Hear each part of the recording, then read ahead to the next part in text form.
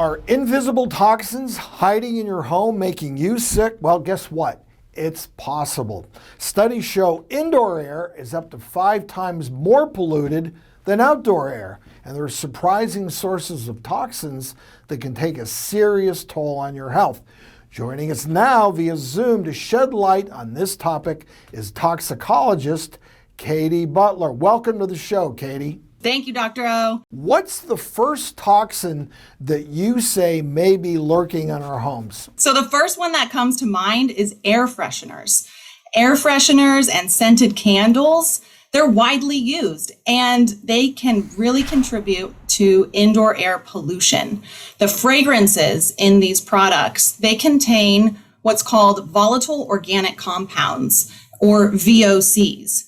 And that's a class of compounds that can be irritants and allergens, and they can trigger even an asthmatic response in people who have asthma. It makes such sense, and people are spraying these things thinking that they're helping us, thinking that they're improving our environments. And guess what? After a good spray, what's the first? You feel it in your throat. You start coughing. Maybe your nose is burning a little bit. I mean, guess what? It's telling us that those air fresheners are not doing us any good. So what do? Do we just open the window, or are there any safe air fresheners that you would recommend? Like with everything in toxicology, the dose makes the poison here. So important to remember, if you want to use an air freshener or a candle infrequently for a special occasion, or let's say you keep your home really well ventilated while you're using the air freshener because you do need to deodorize something.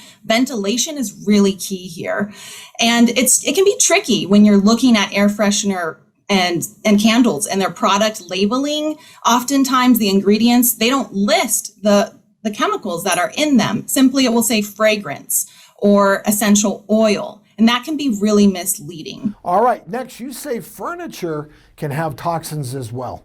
Yes, especially new furniture. It's important to air out. They can have a variety of chemicals depending on the type of furniture, from VOCs in the paint and manufactured wood to the upholstery can have flame retardants, which again, they're for a good purpose of preventing fire hazards. But then flame retardants, it's an important class of chemical to be aware about.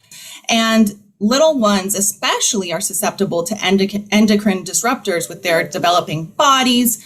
And so the flame retardants in upholstery, even in the foam inside couches, they can migrate into the dust in homes. So it's important to keep the dust levels low. And again, air out that furniture. All right. Gas stoves, tell us about that. How can they be a hazard? The natural gas can actually be a source of benzene, which is a known carcinogen. And a recent study came out showing us that those levels of benzene actually higher than we originally thought. So again, keep kitchen door spaces well ventilated.